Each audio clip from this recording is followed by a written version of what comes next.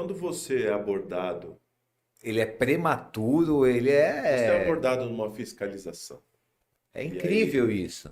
qual a primeira pergunta que você foi abordado numa fiscalização, seu veículo, aí o agente fiscalizador fala, por favor, desça do veículo, seu veículo está apreendido. Sua primeira pergunta, Por qual motivo? não tem jeito mesmo?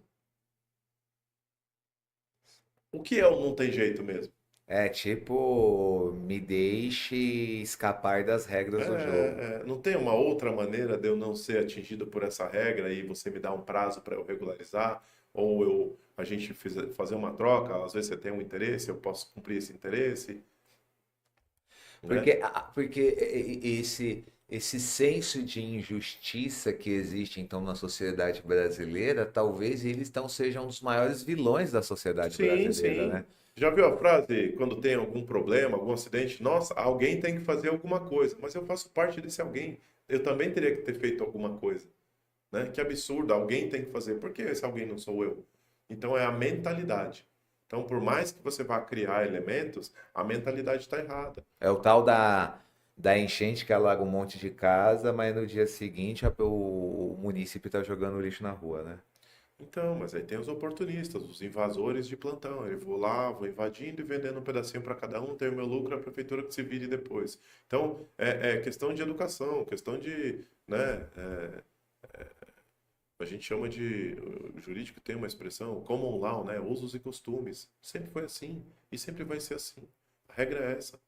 Agora, mudou bastante a relação de emprego, melhorou muito. A reforma trabalhista trouxe muita melhoria para as reclamações trabalhistas, porque antes o empregado, como ele criou esse formato de sair da empresa, ajuizar uma reclamação trabalhista, mesmo tendo recebido tudo, e lá o judiciário é pró-operátil, na dúvida, o trabalhador é a parte mais fraca da relação de trabalho, e ele sempre é o pobrezinho que foi prejudicado, a justiça, a primeira pergunta que se faz quando você senta na cadeira da audiência trabalhista, você está pela empresa. Eu nunca ouvi. Boa tarde, doutor. Tudo bem? Pagou o funcionário? Não. A primeira pergunta: tem proposta? Essa. Excelência, poderia ler a minha defesa e verificar que eu paguei as verbas rescisórias e esse reclamante está buscando um direito que não lhe apraz? Ou seja, então já se pressupõe a. Meu E Deus. aí, uma certa vez, eu fiz uma pergunta numa audiência trabalhista, porque o advogado do reclamante falou: Ah, mas a minha testemunha não veio, eu preciso adiar a audiência. O senhor notificou a testemunha? Não, tá bom, vou adiar. E eu fui contra. Eu protesto, excelência. Ele disse: Falei, excelência, reclamante e reclamado não está sendo tratado de forma igual? Ela me respondeu: Eles não são iguais. Entende? Então, Uhum. na justiça Trabalhador é penal, o criminal, coitadinho. É o é o coitadinho. indúbio pro réu. Na dúvida, o réu não pode ser condenado sem prova contundente da culpabilidade dele. Na área trabalhista, é indúbio pro operatio. Na dúvida, Entendi. o trabalhador é a parte mais fraca, o roupinha rasgada ali, humilde, coitado. Aí o judiciário abriu os olhos para isso.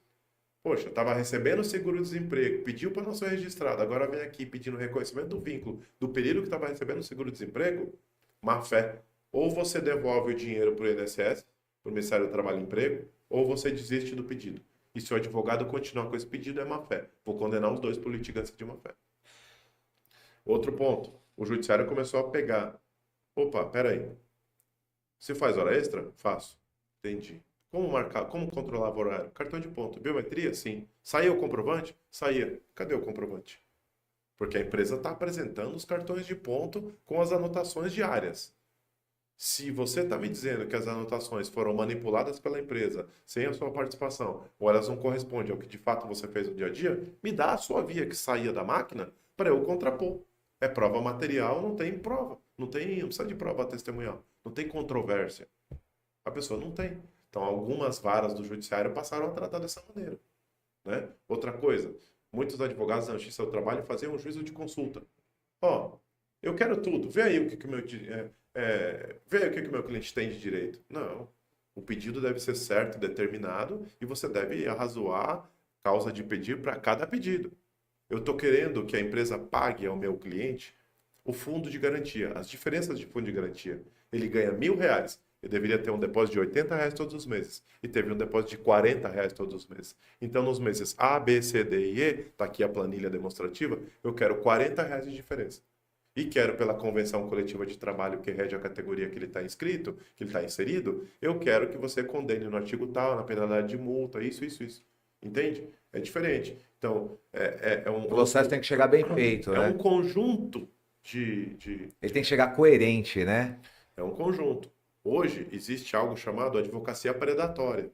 Advocacia predatória, alguns colegas, maldosamente, se inserem em grupos da empresa, grupos de trabalho ou grupos de WhatsApp, de ex-funcionários ou de funcionários atuais, e ele passa a captar esses clientes. Então ele começa a entrar em massa. Aí ele entra contra Felipe Consórcio. Ganhou a primeira? Ó, quem for saindo já vai me ligando, já vai fazendo. É sempre o mesmo advogado, com a mesma ação, pedindo as mesmas coisas.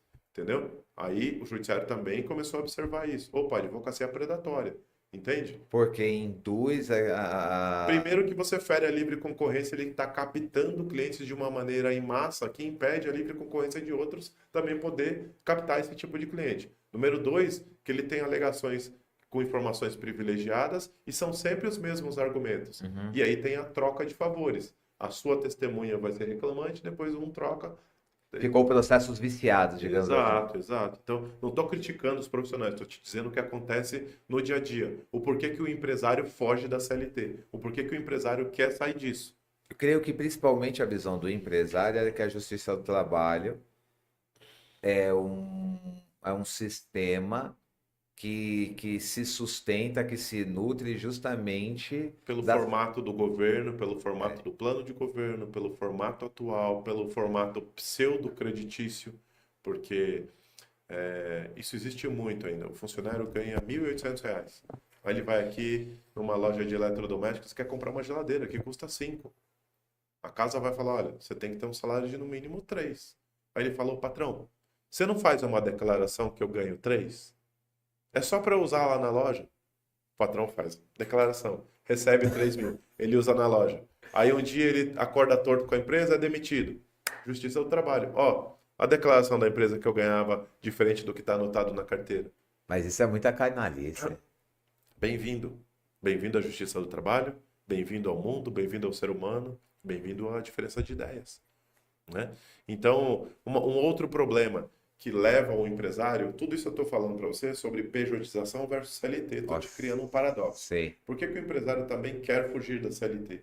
Hoje existe um número que cresce contra a empresa e prejudica muito.